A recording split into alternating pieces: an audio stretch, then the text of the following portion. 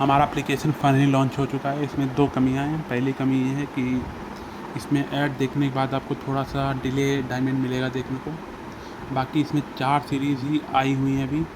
Ruthless, घर जमाई है, और मिलीनियर मैस्टर योद्धा है, और हिडन योद्धा है। स्टार्टिंग से अपलोडिंग शुरू है इस पे। बाकी एक नई सीरीज़ हम लोग, जो कि आप लोग स्टार्टिंग से सुन सकते हो, एकदम नई होगी, कहीं नहीं होगी अपलोडिंग हमारे द्वारा। वो सीरीज़ भी हम लोग इस पे डालेंगे। नाम है सागा सीरीज़, और लॉगिन कर सकते हो कंटिन्यू विद गूगल, ठीक है। और बाकी आप लोग डाउनलोड कर लेना, ये लोगो है, ये पूरा सब देख लो, ठीक है। और क्या था बस। आरव, ये क्या हो रहा है? जीनत पहले हमेशा शांत और संयमित रहने वाली महिला थी, लेकिन इस समय वह अपने दिल के झटके को दबा नहीं पा रही थी। जब आरव कल यहाँ से गया था, तब उसने अपनी ट्रू एसेंस का केवल एक छोटा सा हिस्सा ही रिफाइन किया था। सामान्य स्थिति में उसे पूरी तरह रिफाइन होने में कम से कम कई महीने लगते, लेकिन इतने कम समय में, एक दिन से भी कम में, न केवल उसकी ट्रू एसेंस पूरी तरह इमॉर्टल एसेंस में बदल गई थी, बल्कि उसका कल्टिवेशन लेवल भी उसकी कल्पना से कहीं ज़्यादा बढ़ गया था। चाहे वह कितना भी सोचती, उसे समझ नहीं आ रहा था कि सामने वाले ने ये कैसे किया। ज़्यादा मत सोचो, बस डुअल कल्टिवेशन करो। आरव ने स्थिति को पलट दिया और कंट्रोल अपने हाथ में ले लिया। हालांकि परिस्थितियां बदल गई थीं, लेकिन डुअल कल्टिवेशन जारी रहा। समय बीतने के साथ जीनत को खुशी भरी हैरानी हुई कि उसका कल्टिवेशन लेवल तेजी से बढ़ रहा था, सामान्य कल्टिवेशन की तुलना में सैकड़ों या हजारों गुना तेज। और वह वॉइड इमॉर्टल रेल्म के लेट स्टेज को चुनौती देने लगी। लगभग 1 घंटे बाद उसके दिमाग में अचानक क्लिक जैसी आवाज़ हुई। फिर उसकी ऑरा अचानक तेजी से बढ़ गई, और उसके अंदर उमड़ती इमॉर्टल एनर्जी अनस्टॉपेबल शक्ति के साथ वॉइड इमॉर्टल रेल्म के लेट स्टेज में पहुंच गई। ये जीनत के गाल लाल हो गए, और उसकी शर्मीली आंखों में आश्चर्य और अविश्वास भर गया। कल्टिवेशन वर्ल्ड में भी कोई एक दिन में एक रेल्म आगे नहीं बढ़ सकता था, लेकिन इमॉर्टल रेल्म में उसने सच में ये कर दिखाया था। कल ही वह वॉइड इमॉर्टल रेल्म के मिड स्टेज में पहुंची थी, और आज लेट स्टेज में पहुंच गई। अगर यह खबर फैल गई, तो शायद अनगिनत लोग हैरान रह जाते।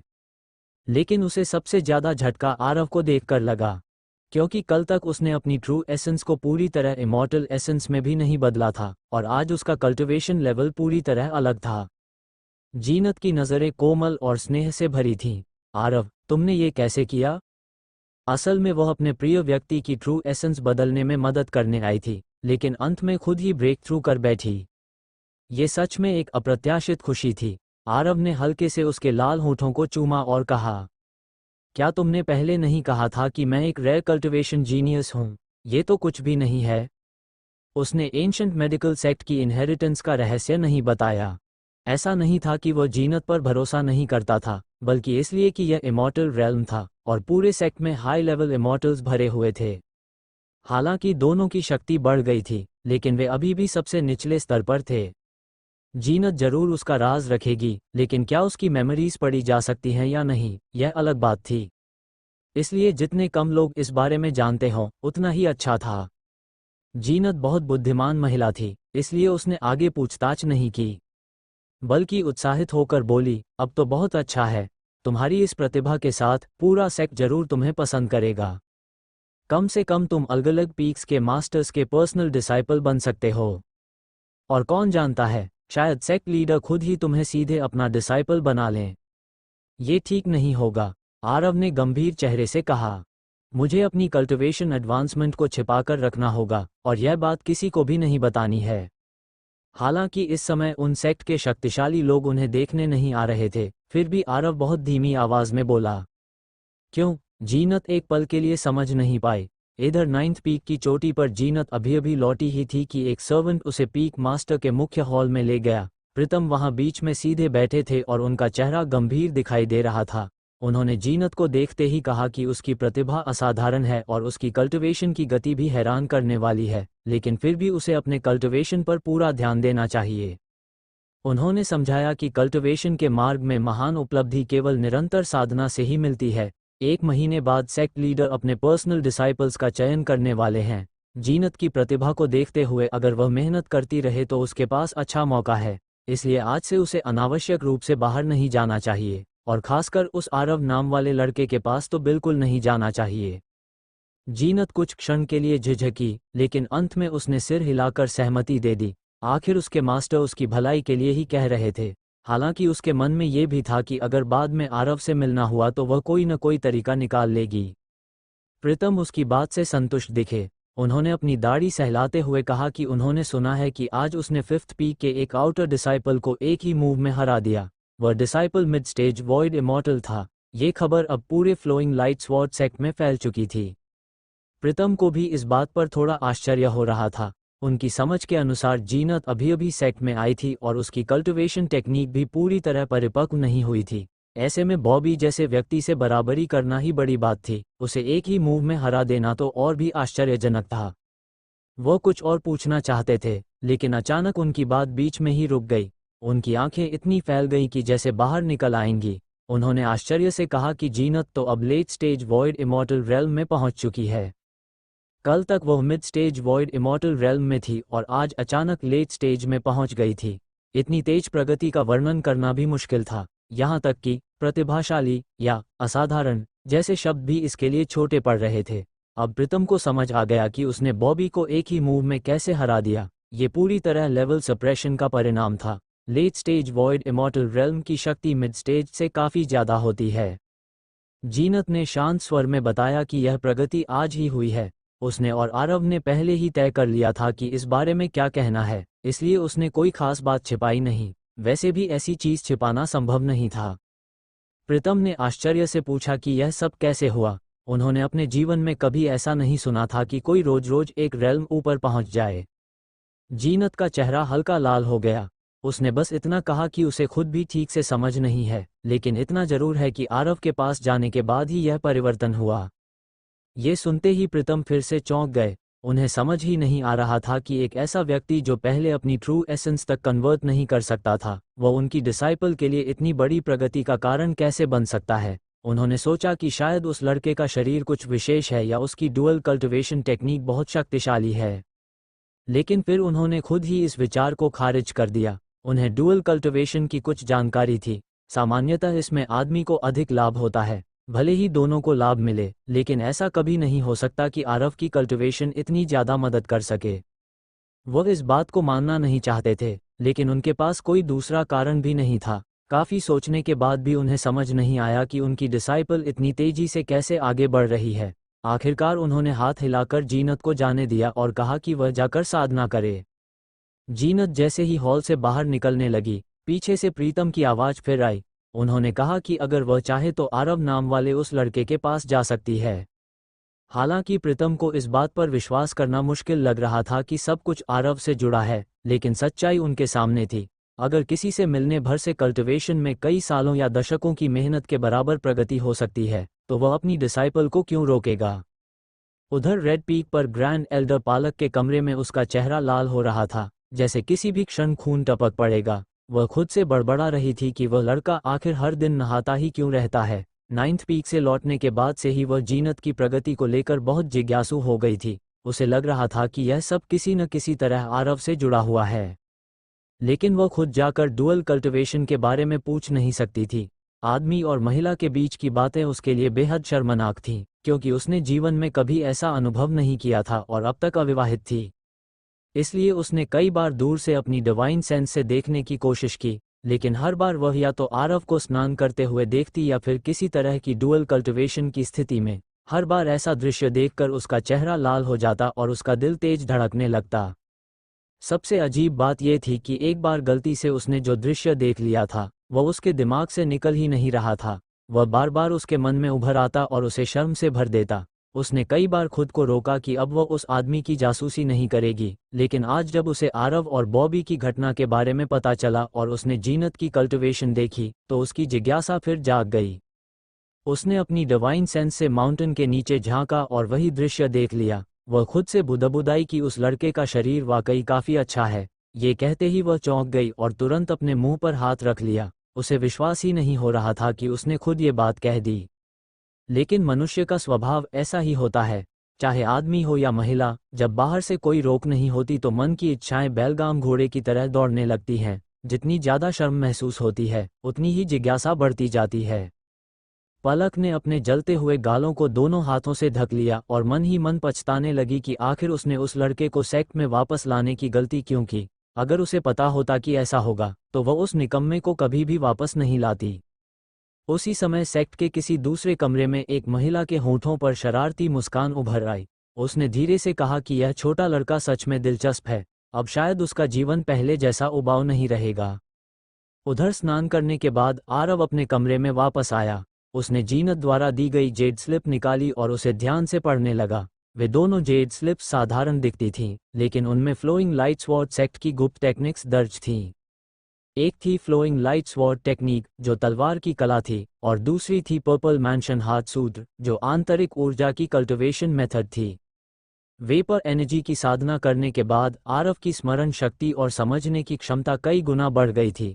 उसने बहुत जल्दी पर्पल मैंशन हाथ सूत्र को समझ लिया। हालांकि उसने उसे सीधे कल्टिवेट नहीं किया, बल्कि केओस इमॉर्टल एसेंस को उसी मार्ग पर प्रवाहित किया जैसा उस टेक्निक में बताया गया था। कुछ समय बाद उसने अपनी आंखें खोलीं और उसके चेहरे पर मुस्कान फैल गई। उसकी कल्पना बिल्कुल सही थी। केओस इमॉर्टल एसेंस की शक्ति से वह किसी भी कल्टिवेशन टेक्निक की ऑरा को पूरी तरह इमिटेट कर सकता था और उसमें बिल्कुल भी अंतर नहीं दिखाई देता था। इसके बाद उसने फ्लोइंग लाइट स्वॉर्ड टेक्निक का अभ्यास शुरू किया।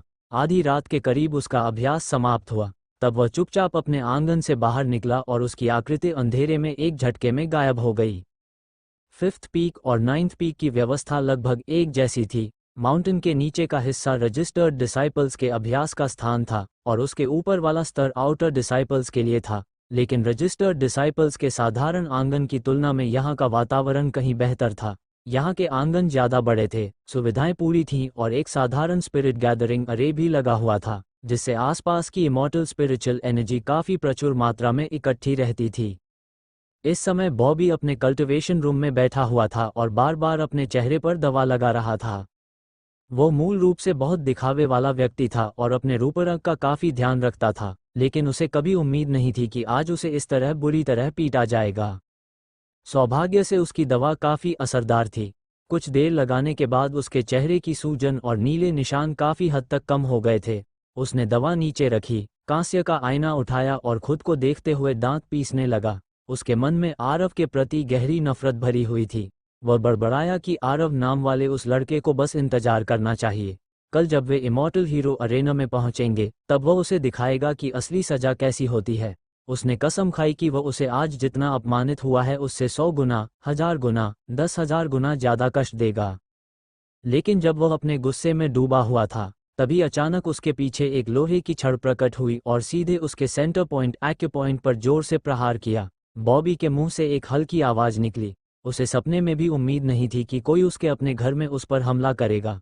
वह मुश्किल से मुड़कर देखने की कोशिश कर रहा था कि हमला किसने किया, लेकिन जैसे ही वह मुड़ा, उसकी आंखों के सामने अंधेरा छा गया और वह बेहोश होकर गिर पड़ा। हमला करने वाला कोई और नहीं बल्कि आरव था। उसने हाथ में पकड़ी लोहे की छड़ को देखा और संतोष से सिर हिलाया। यह वही हथियार था जो उसे पैराडाइज आइलैंड से मिला था। यह एक उच्च स्तर का स्पिरिचुअल वेपन माना जाता था, लेकिन आरव को डंडे से लड़ना पसंद नहीं था, इसलिए उसने कभी इसका उपयोग नहीं किया था। आज अचानक हमला करने के लिए ये बिल्कुल सही साबित हुआ। ये योजना उसने पहले ही बना ली थी। चूंकि वह अपने रहस्य को उजागर नहीं करना चाहता था, इसलिए बेहतर यही था कि इस व्यक्ति को पहले ही निष्क्रिय कर दिया जाए। आरव ने बेहोश पड़े बॉबी की ओर देखते हुए कहा कि वह सच में सोच रहा था कि वह मंच तक पहुंच पाएगा। उसने तिरस्कार से कहा कि यह तो सिर्फ सपना ही रह जाएगा। फिर उसने एक के बाद एक कई वार किए। लोहे की छड़ बार बार बॉबी के शरीर पर गिरती रही और कमरे में लगातार टकराने की आवाज़ गूंजती रही। लगभग 15 मिनट बाद आरव वहां से निकल गया। कमरे के अंदर बॉबी की हालत बहुत बुरी हो चुकी थी। उसका शरीर घावों से भरा हुआ था और उसकी स्थिति उस हालत से भी 1000 गुना खराब थी जब उसे जीनत ने पीटा था। हालांकि आरव ने उसके एक्यूपॉइंट्स को सील कर दिया था, इसलिए वह फिलहाल होश में नहीं आ सकता था। अनुमान था कि वह अगले दिन सुबह 7 बजे के बाद ही जाग पाएगा। अगली सुबह पूरे फ्लोइंग लाइट स्वॉर्ड सेक्ट में असामान्य हलचल थी। फर्स्ट पीक से लेकर 9th पीक तक के डिसाइपल्स इमॉर्टल हीरो अरेना की ओर जा रहे थे। वैसे तो अरेना में लड़ाइयां रोज होती थीं और लोग इसके आदी हो चुके थे, लेकिन आज की लड़ाई अलग थी। इसका कारण ये था कि मुकाबला करने वाले दोनों पर्सन्स की पहचान बेहद खास थी। एक तरफ वह व्यक्ति था जिसे पूरे सेक्ट में हमेशा के लिए बेकार कहा जाता था और जो सेक्ट की सबसे प्रतिभाशाली महिला डिसाइपल का डुअल कल्टिवेशन पार्टनर भी था। दूसरी ओर बॉबी था, जो पहले ज्यादा प्रसिद्ध नहीं था, लेकिन कल जीनत से एक ही मूव में हारने के बाद उसकी चर्चा पूरे सेक्ट में फैल गई थी। हर कोई देखना चाहता था कि आखिर ऐसा कौन है जो उस महिला डिसाइपल से हार गया जिसने अभी 3 दिन पहले ही सेक्ट में प्रवेश किया था। नाइन्थ पीक के पीक मास्टर प्रीतम को भी इस चुनौती के बारे में पता था। सामान्य परिस्थितियों में इस स्तर के डिसाइपल्स की लड़ाई देखने के लिए उन्हें खुद जाने की आवश्यकता नहीं होती, लेकिन यह मुकाबला थोड़ा अलग था क्योंकि इसमें उनके पीक की सबसे प्रतिभाशाली 8 स्टार प्रतिभा वाली डिसाइपल का संबंध था।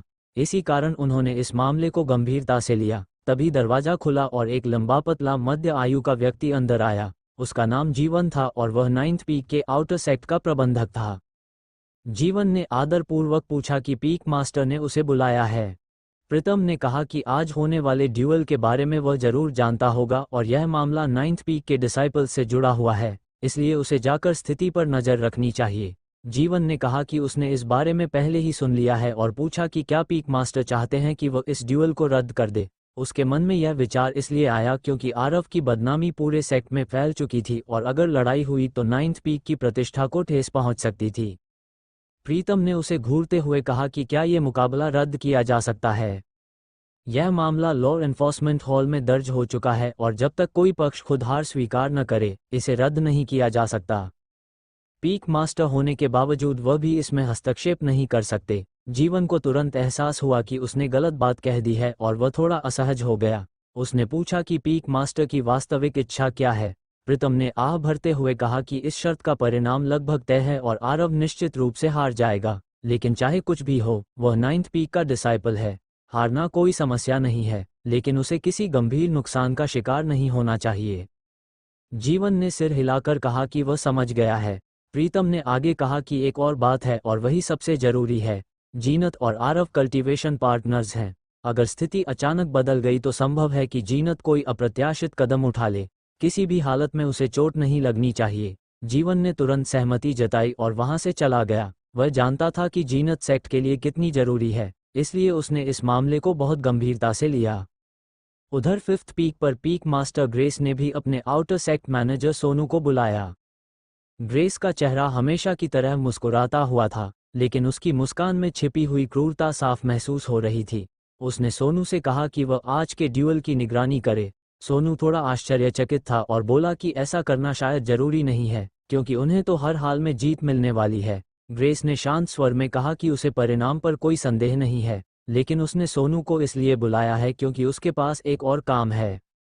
उसने बताया कि उसने सुना है कि आरव और जीनत के बीच काफी घनिष्ठ संबंध है। बॉबी कल अपमानित हुआ है और अगर वह आज जीत गया तो निश्चित रूप से आरव को बुरी तरह चोट पहुंचाएगा। उस समय जीनत शायद खुद को रोक न पाए और मंच पर हस्तक्षेप कर सकती है। सोनू को बस यही करना है कि वह सही मौके का फायदा उठाए और जीनत को अपंग बना दे। ये सुनकर सोनू चौंक गया। उसने धीमी आवाज में कहा कि यह काम बेहद खतरनाक है। जीनत अभी सेक्ट की सबसे जरूरी प्रतिभा है। उसका 8 स्टार स्वॉर्ड स्पिरिट बॉडी है और उसकी प्रगति अविश्वसनीय है। कुछ ही दिनों में वह कल्टिवेशन वर्ल्ड से असेंशन करके सीधे वॉइड इमॉर्टल रेल्म के लेट स्टेज तक पहुंच गई है। अगर उसे अपंग कर दिया गया तो सेक्ट लीडर और ग्रैंड एल्डर दोनों बेहद क्रोधित हो जाएंगे और परिणाम भयावह हो सकते हैं। लेकिन ग्रेस बिल्कुल शांत था। उसने कहा कि डरने की जरूरत नहीं है। 5th पीक और 9th पीक के बीच की दुश्मनी पूरे सेक्ट को पता है। अगर जीनत को बढ़ने दिया गया तो भविष्य में 5th पीक के लिए स्थिति बहुत खराब हो जाएगी। अभी तक प्रीतम की व्यक्तिगत शक्ति भले ही मजबूत थी, लेकिन उसके डिसाइपल्स कमजोर थे, इसलिए 9th पीक हमेशा प्रतियोगिताओं में सबसे नीचे रहता था। लेकिन अगर जीनत जैसी प्रतिभा उभर आई तो संतुलन पूरी तरह बदल जाएगा। ग्रेस उन लोगों में से था जो ऊपर से मुस्कुराते रहते हैं लेकिन अंदर से बेहद निर्दयी होते हैं। अगर वह किसी चीज को अपने कंट्रोल में नहीं रख सकता तो उसे नष्ट कर देना ही बेहतर समझता है। सोनू कारण समझ रहा था, लेकिन परिणामों से डर रहा था। ग्रेस ने उसके कंधे पर हाथ रखकर उसे आश्वस्त किया। उसने कहा कि उसे किसी नियम को तोड़ने की जरूरत नहीं है। ये ड्यूअल लॉ एनफोर्समेंट हॉल की निगरानी में हो रहा है और इसे निष्पक्ष दिखना चाहिए। अगर जीनत हस्तक्षेप करती है तो वह सेक्ट के नियमों का उल्लंघन होगा। उस समय अपने डिसाइपल की रक्षा करना सोनू का कर्तव्य होगा और उस दौरान अगर गलती से उसे चोट लग जाए तो कोई भी उस पर आरोप नहीं लगा सकेगा। ये सुनकर सोनू की आंखें चमक उठी। उसने तुरंत ग्रेस की प्रशंसा करते हुए कहा कि पीक मास्टर सच में बहुत बड़े रणनीतिकार हैं। सुबह होते ही जीनत जल्दी जल्दी आरव के आंगन में आ पहुंची। उसके चेहरे पर चिंता साफ दिखाई दे रही थी। उसने आते ही पूछा कि उसकी तैयारियां कैसी चल रही हैं और क्या उसे इस मुकाबले को लेकर पूरा विश्वास है। कहा जाता है कि जब किसी को किसी की बहुत चिंता होती है तो वह और भी बेचैन हो जाता है। जीनत को अच्छी तरह पता था कि आरव की वास्तविक कल्टिवेशन उससे भी ऊपर है और यह युवक हमेशा चालाक और समझदार रहता है, फिर भी वो खुद को चिंतित होने से रोक नहीं पा रही थी। आरव ने मुस्कुराकर कहा कि चिंता करने की कोई जरूरत नहीं है, सब कुछ लगभग तैयार है, बस थोड़ी सी चीज बाकी है। इतना कहते हुए उसकी नज़र जीनत के शरीर पर घूम गई। पिछले कुछ दिनों में उसके ध्यान और देखभाल के कारण वह महिला और भी सुंदर और आकर्षक दिखाई देने लगी थी। उसके व्यक्तित्व में एक अजीब सा मेल था, एक तरफ ठंडी गरिमा और दूसरी तरफ प्यारी आकर्षण। ऐसा संयोजन किसी भी आदमी के लिए बेहद लुभावना था, यहाँ तक कि कोई अमर भी इससे प्रभावित हो सकता था। लेकिन जीनत का ध्यान इस बात पर बिल्कुल नहीं गया। उसने तुरंत फिर पूछा कि आखिर क्या कमी रह गई है और क्या वह उसकी मदद कर सकती है।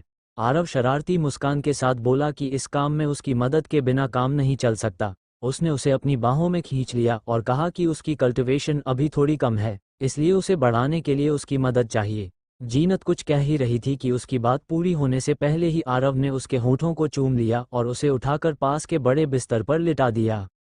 रेड पीक पर ग्रैंड एल्डर पालक के कमरे में इस समय बेचैनी का माहौल था।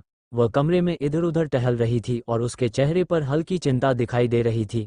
मुकाबला शुरू होने वाला था और वह सोच रही थी कि आखिर आरव के पास ऐसा कौन सा छुपा हुआ हथियार है। उसे लग नहीं रहा था कि वह सिर्फ ब्लफ कर रहा है। उसने सोचा कि एक बार फिर देखना चाहिए, शायद अब वह अपनी असली योजना प्रकट कर दे। ये सोचते ही उसके गाल हल्के लाल हो गए। उसके मन में आरव की मजबूत काया की छवि उभर आई और उसके शरीर में एक अजीब सी गर्मी फैल गई। उसने खुद को समझाने की कोशिश की कि वह बस ये देखने जा रही है कि उस लड़के की असली योजना क्या है। उसके मन में कई विचार एक साथ घूमने लगे। उसने सोचा कि शायद वह अभी भी नहा रहा होगा, लेकिन तुरंत खुद ही इस विचार को खारिज कर दिया क्योंकि सुबह का समय था और वह आमतौर पर रात में स्नान करता था। अंत में उसने खुद को एक बहाना देकर अपनी डिवाइन सेंस माउंटेन के नीचे की ओर भेजी। लेकिन जैसे ही उसने देखा, उसका पूरा शरीर जैसे बिजली के झटके से कांप उठा। उसके चेहरे की लाली जो थोड़ी देर पहले कम हो गई थी, फिर से लौट आई और इस बार पहले से 10 गुना ज्यादा तीव्र थी। उसके गाल इतने लाल हो गए जैसे उनमें से खून टपक पड़ेगा। वह दांत भींचकर बुदबुदाई कि वह आदमी सुबह सुबह भी ऐसी हरकत कर रहा है। गुस्से में वह कमरे में पैर पटकने लगी। उस समय वह ग्रैंड एल्डर की गरिमा भूलकर किसी शर्मीली युवती की तरह व्यवहार कर रही थी। लेकिन वह इस बारे में किसी से कुछ कह भी नहीं सकती थी, क्योंकि वह खुद ही चुपके से देख रही थी। इसलिए वह बस मन ही मन नाराज हो सकती थी। उसने खुद से कहा कि यह आदमी इतना शर्मनाक काम ऐसे समय पर कर रहा है, बाद में जब उसे सजा मिलेगी तब समझ आएगा। आरव को इन सब बातों की कोई खबर नहीं थी। कुछ देर बाद जब उनका डुअल कल्टिवेशन समाप्त हुआ तो वह और जीनत दोनों पूरी तरह तरोताजा महसूस कर रहे थे। दोनों हाथ में हाथ डालकर आराम से अपने आंगन से बाहर निकले और धीरे धीरे इमॉर्टल हीरो अरेना की ओर चल पड़े। उस समय जीनत के चेहरे पर उसकी सामान्य ठंडी गरिमा थी, लेकिन उसमें एक अलग तरह का आकर्षण भी झलक रहा था, जो उसे और भी सुंदर बना रहा था। इमॉर्टल हीरो अरेना के आसपास इस समय भारी भीड़ जमा हो चुकी थी। सौभाग्य से वहां मौजूद सभी लोग इमॉर्टल्स थे, इसलिए हर कोई हवा में तैरकर अलग अलग स्थानों पर खड़ा हो सकता था। लोगों ने पहले से ही अच्छे अच्छे स्थान घेर लिए थे और वे आने वाले मुकाबले का इंतजार कर रहे थे। सच कहें तो अक्सर लोगों के लिए यह कोई वास्तविक चुनौती नहीं थी। उनके अनुसार परिणाम पहले से तय था और यह सिर्फ एक तमाशा देखने जैसा था। थोड़ी ही देर में सोनू और जीवन भी अपने लोगों के साथ वहां पहुंच गए। दोनों की नज़रें मिली, लेकिन 5th पीक और 9th पीक के बीच पुरानी दुश्मनी होने के कारण उन्होंने बस ठंडी नज़र से एक दूसरे को देखा और बिना कुछ बोले अलग हो गए। जीवन अपने लोगों को लेकर पूर्व दिशा में खड़ा हो गया, जबकि सोनू पश्चिम दिशा में जाकर खड़ा हुआ। भीड़ लगातार बढ़ती जा रही थी। चेंशी यानी सुबह 7 से 9 बजे के समय तक केवल आधा घंटा बाकी था, लेकिन अभी तक मुकाबले के दोनों मुख्य पात्र नहीं आए थे। तभी भीड़ के बाहर अचानक हलचल हुई और आरव जीनत के साथ वहां पहुंच गया। फ्लोइंग लाइट स्वॉर्ड सेक्ट में हजारों डिसाइपल्स थे और ये दोनों अभी अभी सेक्ट में आए थे, इसलिए बहुत लोग उन्हें व्यक्तिगत रूप से नहीं पहचानते थे। लेकिन आरव की पहचान करना मुश्किल नहीं था। उसके शरीर से अभी भी एक कल्टिवेटर की ऑरा निकल रही थी और उसके साथ खड़ी जीनत असाधारण सुंदर थी। दोनों को साथ देखकर कोई भी तुरंत समझ सकता था कि वे कौन हैं। भीड़ में तुरंत फुसफुसाहट शुरू हो गई। कुछ लोग कहने लगे कि देखो, वही हमेशा हारने वाला आदमी पहले आ गया है। कुछ लोग पूछ रहे थे कि बॉबी कहाँ है, अभी तक दिखाई क्यों नहीं दिया। कई लोग कह रहे थे कि इतनी जल्दी क्या है, बॉबी को इस तरह के निकम्मे से निपटने की कोई चिंता नहीं होगी, वह जल्द ही आ जाएगा। इतनी सारी निगाहें अपने ऊपर महसूस करके आरव ने हल्का सा अपनी नाक छुई। वह चाहे जितनी कोशिश कर ले, वह शांत और अनदेखा नहीं रह सकता था। जहां भी जाता, लोगों का ध्यान उसकी ओर चला ही जाता था। वह जीनत को लेकर इमॉर्टल हीरो अरेना के नीचे पहुंचा। उसने मंच पर खड़े एनफोर्समेंट डिसाइपल्स को नमस्कार किया और संकेत दिया कि वह आ चुका है। इसके बाद उसने एक खाली जगह ढूंढी, वहां एक छोटी चाय की मेज निकालकर रखी और देखा कि वहां चाय पत्ती और गर्म पानी भी उपलब्ध है। वह और जीनत आराम से बैठकर चाय पीने लगे और मुकाबले का इंतजार करने लगे। उनका व्यवहार देखकर ऐसा लग ही नहीं रहा था कि वे किसी बड़े युद्ध की तैयारी कर रहे हैं, बल्कि ऐसा लग रहा था जैसे वे बस आराम से टहलने निकले हों। जीनत को इस तरह शांत भाव से आरव को चाय परोसते देखकर आसपास के लोगों के दिलों में ईर्ष्या भर गई। उनके लिए ये समझना मुश्किल था कि एक नया असेंडेड कल्टिवेटर, जिसे वे पूरी तरह बेकार समझते थे, आखिर किस अधिकार से 8 स्टार प्रतिभा वाली स्वॉर्ड स्पिरिट बॉडी की मालिक महिला से इस तरह सेवा करवा रहा है। हालांकि उनके मन में गुस्सा और जलन थी, लेकिन वे कुछ कर नहीं सकते थे। वे बस यही उम्मीद कर रहे थे कि बॉबी जल्दी आए और इस आदमी को अच्छी तरह सबक सिखाए। सोनू ने जीनत की ओर देखा। उसकी आंखों में एक ठंडी चमक उभरी। फिर उसने आरव की ओर मुस्कुराकर देखा और कहा कि यह लड़का सच में दिलचस्प है। उसे समझ नहीं आ रहा कि इसके आत्मविश्वास का सोर्स क्या है। उसके पास खड़ा एक आउटर डिसाइपल था, जो उसका निजी सहायक माना जाता था। उसने कहा कि शायद यह अज्ञानता का परिणाम है। कुछ असेंडेड कल्टिवेटर्स को ये पता ही नहीं होता कि वे किस जगह आ गए हैं और वे अभी भी खुद को निचले लोक का शक्तिशाली व्यक्ति समझते हैं। सोनू ने हल्का सा सिर हिलाया और कहा कि शायद ऐसा ही है। समय धीरे धीरे बीतता रहा और सभी लोग इंतजार करते रहे, लेकिन बॉबी का कोई पता नहीं था। शुरुआत में किसी ने इस पर ज्यादा ध्यान नहीं दिया, लेकिन जब चेंशी शुरू होने में केवल 15 मिनट रह गए, तब कई लोगों के चेहरे पर चिंता दिखाई देने लगी। सभी जानते थे कि कल जो शर्त लिखी गई थी उसके अनुसार अगर कोई व्यक्ति चेंशी के समय तक नहीं पहुंचा तो उसे स्वतः हार मान लिया जाएगा। यहां तक कि सोनू भी थोड़ा चिंतित हो गया। उसने सोचा कि आखिर क्या हो रहा है। क्या कल की पिटाई के कारण बॉबी डर गया है, या वह इतना घमंडी है कि समय पर आने की परवाह ही नहीं कर रहा। फिफ्थ पीक के आउटर डिसाइपल्स के निवास स्थान पर सुरक्षा प्रतिबंध थे और उसकी डिवाइन सेंस इतनी शक्तिशाली नहीं थी कि वह इतनी दूर से स्थिति देख सके। आखिर उसने राज को बुलाकर कहा कि जाकर देखो कि बॉबी क्या कर रहा है और उसे तुरंत यहां आने के लिए कहो। राज ने सिर झुकाकर आदेश स्वीकार किया और तेजी से फिफ्थ पीक के आउटर डिसाइपल्स के निवास की दिशा में उड़ गया। उधर बाकी लोग दूर दूर तक नजरें दौड़ाते रहे, उम्मीद करते हुए कि बॉबी जल्दी दिखाई दे, लेकिन उसका कहीं भी पता नहीं था। राज थोड़ी देर में बॉबी के घर पहुंच गया। वहां सब कुछ शांत था। उसने कई बार आवाज लगाई लेकिन कोई जवाब नहीं मिला।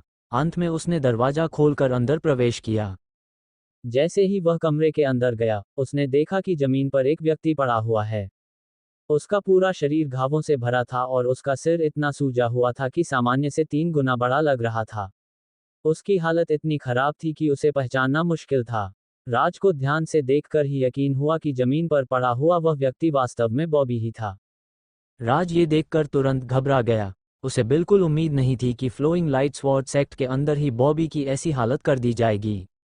लेकिन चेंशी का समय तेजी से नजदीक आ रहा था, इसलिए उसके पास ज्यादा सोचने का समय नहीं था। उसने तुरंत बॉबी को पकड़कर बाहर खींच लिया। बाहर पहुंचते ही वह हवा में उड़ गया। उड़ते हुए उसने पहले बॉबी के शरीर में बंद की गई इमॉर्टल एनर्जी को खोल दिया, फिर पानी शुद्ध करने का जादू चलाकर ठंडे पानी से उसके चेहरे पर कई थप्पड़ मारे। ठंडे पानी के झटके से बॉबी धीरे धीरे होश में आया। उसका सिर अभी भी घूम रहा था और उसकी चेतना पूरी तरह वापस नहीं आई थी। उसने आंखें खोलकर सामने खड़े व्यक्ति को देखा और आश्चर्य से पूछा कि सीनियर ब्रदर यहाँ कैसे आए। राज ने ठंडी आवाज में कहा कि वह ये क्यों पूछ रहा है, क्या उसे समय का बिल्कुल भी ध्यान नहीं है। ये सुनकर बॉबी ने सिर झटका और उसकी याददाश्त धीरे धीरे वापस आई। अचानक वह चिल्लाया कि आज तो ड्यूअल का समय है। उधर इमॉर्टल हीरो अरेना के पास पूरा वातावरण शांत था। सभी लोगों की निगाहें मंच पर खड़े एनफोर्समेंट डिसाइपल्स के हाथ में पकड़े समय मापने वाले आर्टिफैक्ट पर टिकी हुई थी। समय धीरे धीरे बीत रहा था। कई लोग बार बार फिफ्थ पीक की दिशा में देख रहे थे, उम्मीद कर रहे थे कि बॉबी जल्द ही दिखाई देगा। लेकिन चाहे जितनी बार देखा जाए, वहां कोई नहीं था। उसी समय समय मापने वाले इक्विपमेंट से हल्की सी डिंग की आवाज आई, जो ये संकेत दे रही थी कि चेंशी का समय शुरू हो गया है। अचानक जोरदार हंसी की आवाज गूंजी। यह आरव था। वह जोर से हंसते हुए बोला कि वह जीत गया। शर्त के अनुसार अगर ओपोनेंट चेंशी के समय तक अरेना में नहीं पहुंचता तो उसे हार मान लिया जाता है। इसका मतलब ये था कि आरव ने बिना एक भी कदम उठाए बस बैठकर चाय पीते हुए ही मुकाबला जीत लिया था। ये परिणाम सुनकर सभी लोग स्तब्ध रह गए। किसी को भी इस तरह के अंत की उम्मीद नहीं थी। पहले सभी लोगों ने तरह तरह के युद्ध के दृश्य कल्पना किए थे, लेकिन किसी ने नहीं सोचा था कि यह मामला इस तरह खत्म होगा। सोनू का चेहरा बहुत खराब हो गया।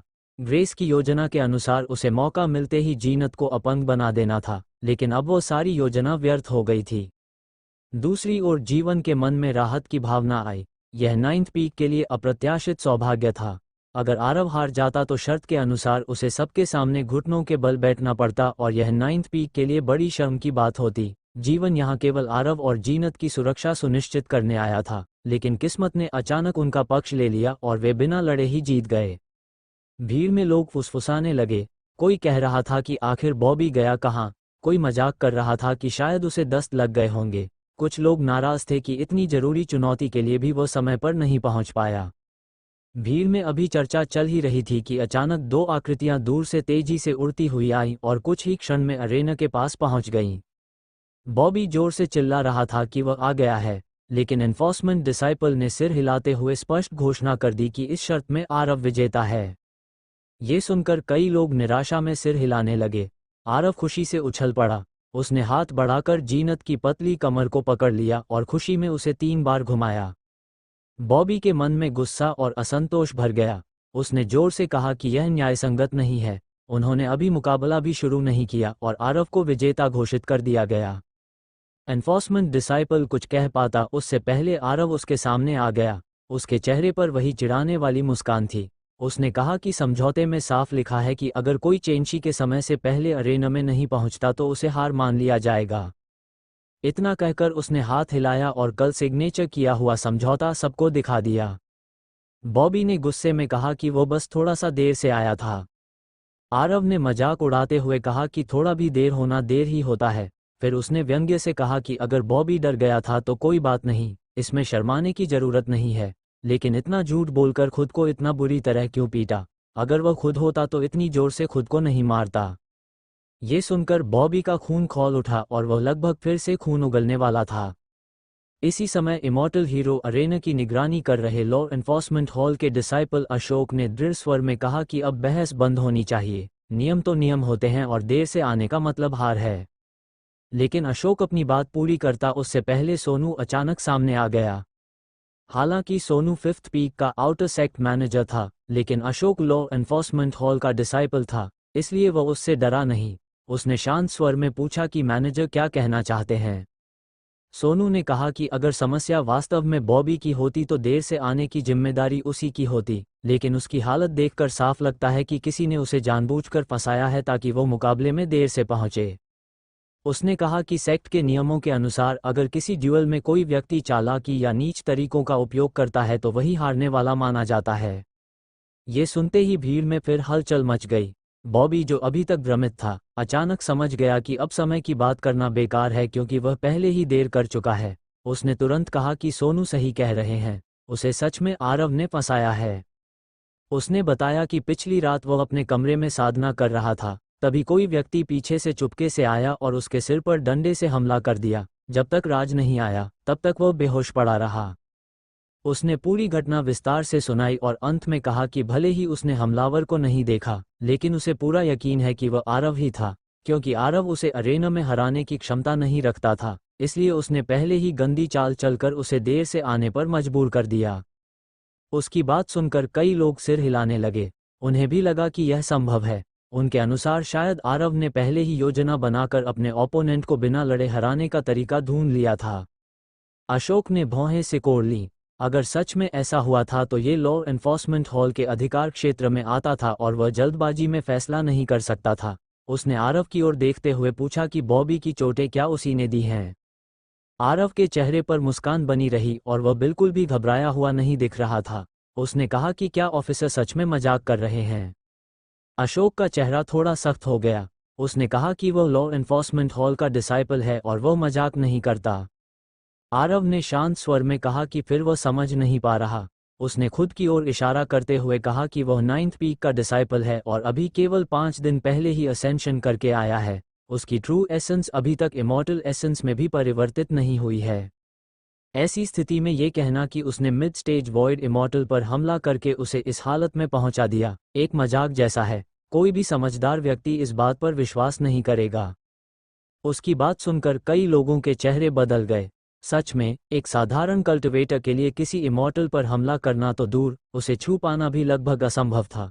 मिड स्टेज वॉइड इमॉर्टल और एक कल्टिवेटर के बीच शक्ति का अंतर इतना बड़ा होता है कि अगर दोनों 3 दिन और 3 रात तक भी लड़े तो कल्टिवेटर शायद उसके एक बाल तक को नुकसान नहीं पहुंचा पाएगा।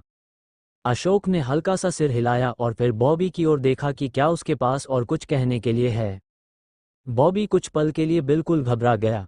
उसने हकलाते हुए कहा कि भले ही आरव की शक्ति कम हो, लेकिन वह किसी और से ये काम करवा सकता है। किसी न किसी तरह ये सब उसी की योजना जरूर है। सोनू ने सिर हिलाकर उसकी बात का समर्थन किया और कहा कि सही है, कुछ काम ऐसे होते हैं जो जरूरी नहीं कि खुद ही किए जाएं। आरव तुरंत मुस्कुराते हुए बोला कि अगर ऐसा है तो बताइए उसने किससे ये काम करवाया। उसने बिल्कुल भी सम्मान दिखाए बिना सीधे 5th पीक के आउटर सेक्ट मैनेजर से सवाल किया। उसने कहा कि वह तो अभी सिर्फ 5 दिन पहले ही असेंशन करके आया है और अभी एक साधारण डिसाइपल है। वह कहाँ से ऐसा एक्सपर्ट ढूंढ सकता है जो मिड स्टेज वॉइड इमॉर्टल पर घात लगाकर हमला कर दे। सोनू एक पल के लिए चुप रह गया।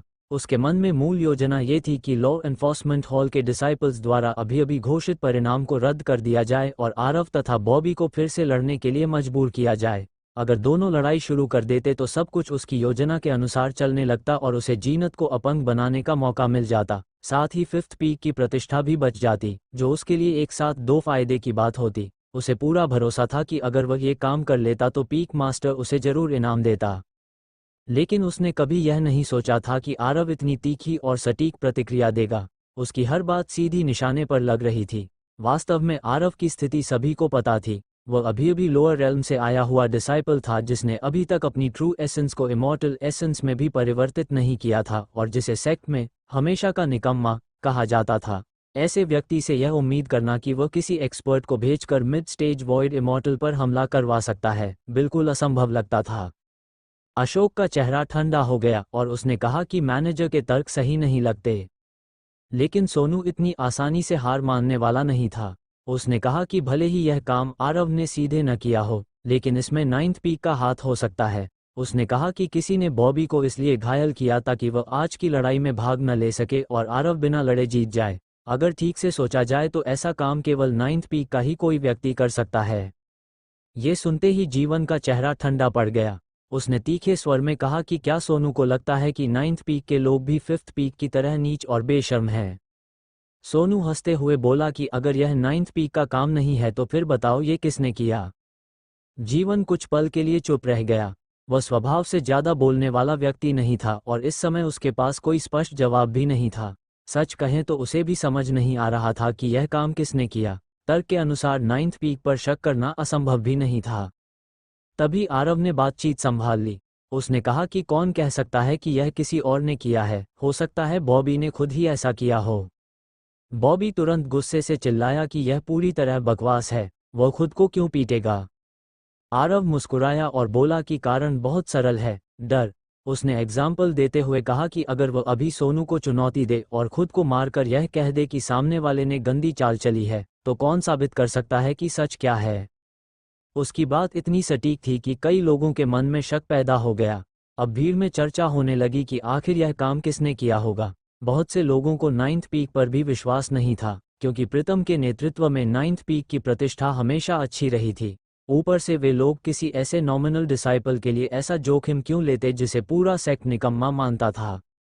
बॉबी कुछ कह नहीं पा रहा था। वह बोलना चाहता था, लेकिन उसके पास कोई मजबूत तर्क नहीं था। सोनू का चेहरा बहुत डरावना हो गया। वह नहीं चाहता था कि उसकी योजना एक छोटे से जूनियर डिसाइपल के कारण विफल हो जाए। अचानक उसने अपना हाथ बढ़ाया और इमॉर्टल एनर्जी से बना एक विशाल हाथ आरव की ओर बढ़ गया। उसने कहा कि अब देखा जाएगा कि यह सच बोलता है या नहीं। सोनू की कल्टिवेशन ग्रेट यी इमॉर्टल रेल्म के अर्ली स्टेज तक पहुंच चुकी थी। आरव चाहे अपनी शक्ति छिपा रहा था या पूरी ताकत से लड़ता, वह उसके दबाव का सामना नहीं कर सकता था। आरव अंदर से चौंक गया। उसने महसूस किया कि यह बूढ़ा आदमी बेहद शक्तिशाली है। उसी समय उसे ये भी महसूस हुआ कि उसकी अपनी शक्ति अभी कितनी कमजोर है और उसे जल्द से जल्द अपनी कल्टिवेशन बढ़ानी होगी।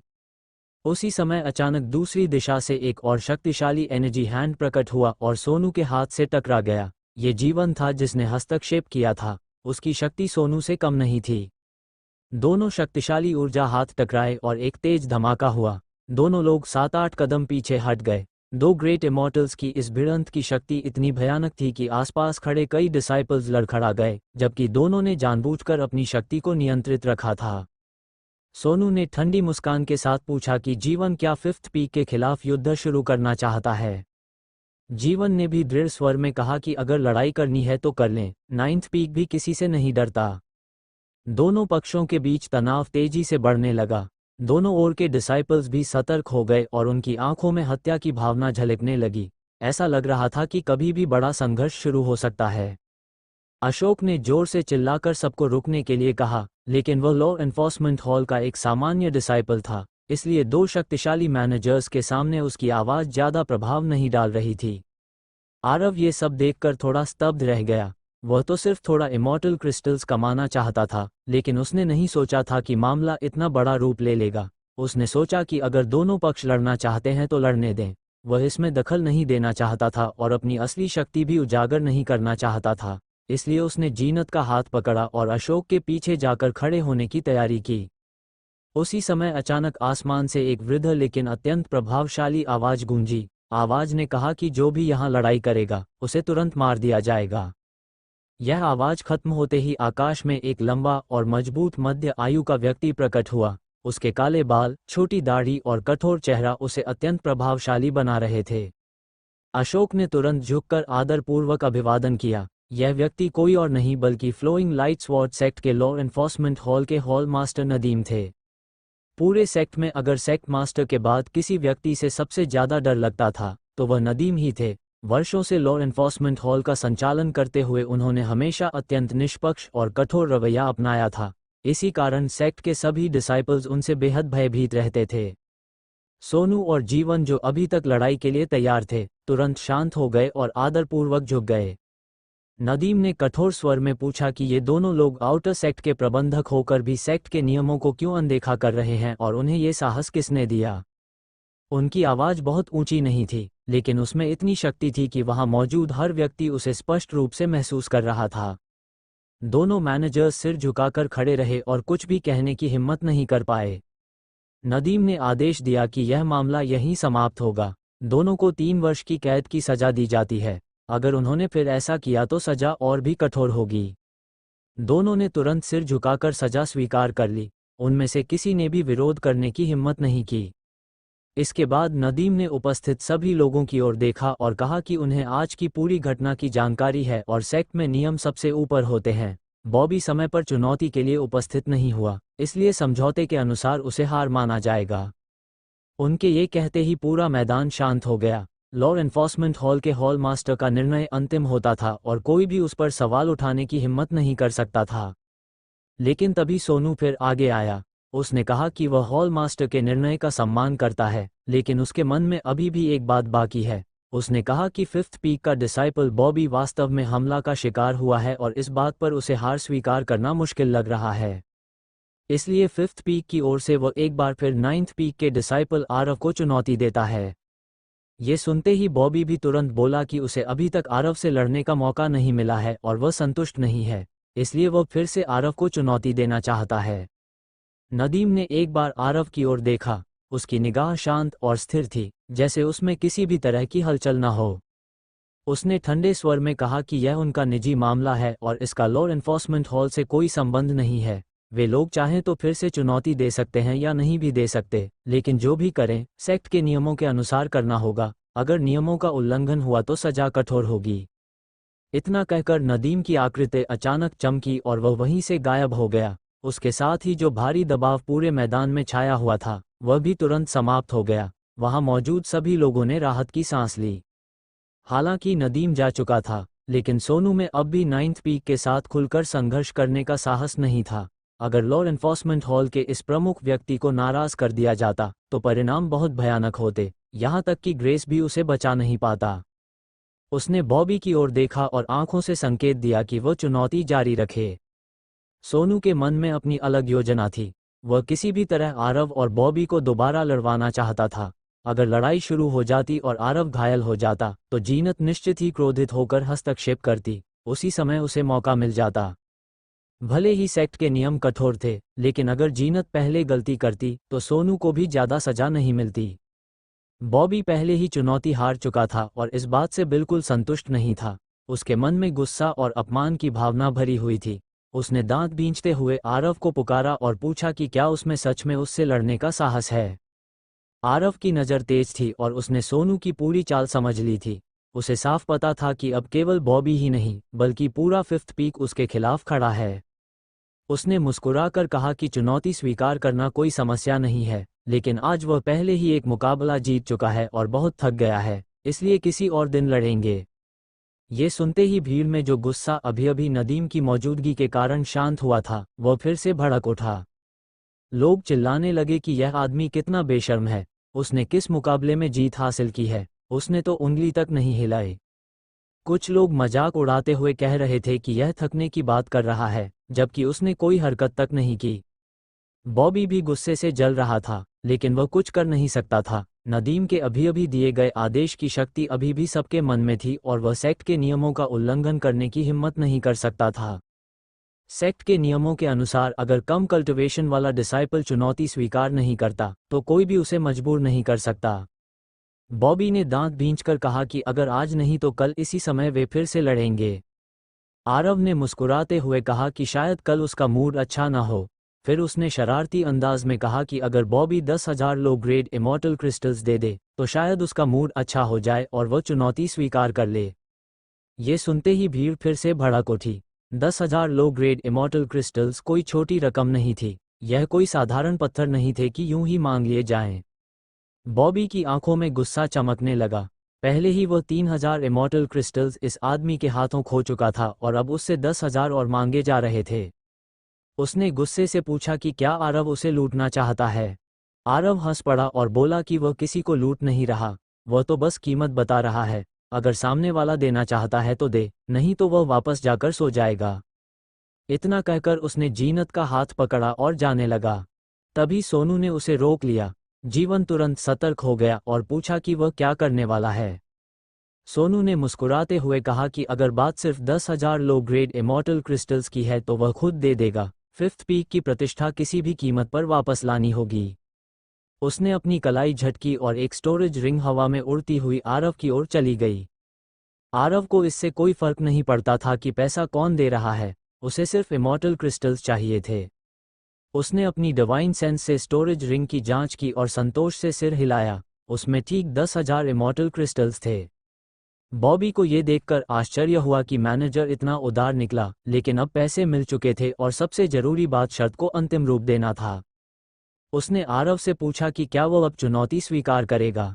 आरव ने मुस्कुराकर कहा कि ठीक है, कल इसी समय मुकाबला जारी रहेगा। इसके बाद वो अशोक के पास गया और एक नया समझौता लिखकर उस पर सिग्नेचर कर दिए। इस बार भी शर्त लगभग वही थी, केवल समय अलग था। मुकाबला अगले दिन चेंशी से पहले शुरू होगा और अगर चेंशी तक कोई नहीं पहुंचा तो उसे स्वतः हार मान लिया जाएगा। समझौते पर सिग्नेचर करने के बाद आरव ने बॉबी की ओर देखा और मुस्कुराकर कहा कि कल समय पर आना और फिर से देर मत करना। बॉबी गुस्से से लगभग फटने वाला था। उसने कहा कि कल आरव की मौत निश्चित है। आरव ने शांत स्वर में कहा कि वह उम्मीद करता है कि बॉबी उसे निराश नहीं करेगा। इसके बाद वह जीनत का हाथ पकड़कर वहां से चला गया। जीवन भी नाइन्थ पीक के डिसाइपल्स को लेकर लौट गया। भीड़ से बाहर आने के बाद आरव ने जीवन को धन्यवाद दिया क्योंकि उसने अभी उसकी मदद की थी। जीवन ने कहा कि इसमें धन्यवाद की कोई बात नहीं है। आरव नाइन्थ पीक का डिसाइपल है और वे फिफ्थ पीक के लोगों को उसे सताने नहीं देंगे। आरव ने महसूस किया कि जीवन के स्वर में फिफ्थ पीक के प्रति गहरी नाराजगी है। उसने पूछा कि क्या दोनों पीक्स के बीच कोई समस्या है। जीवन ने कहा कि इसमें कोई आश्चर्य नहीं है। पूरे सेक्ट को पता है कि 5th पीक और 9th पीक के बीच पुरानी दुश्मनी है। आज आरव ने बॉबी को हराकर 9th पीक की प्रतिष्ठा बढ़ाई थी, इसलिए जीवन बहुत खुश था और उसने रास्ते भर दोनों पीक्स के बीच की पुरानी दुश्मनी के बारे में विस्तार से बताया। आरव को तब समझ आया कि वह अनजाने में ही इस पुराने संघर्ष के बीच आ गया है।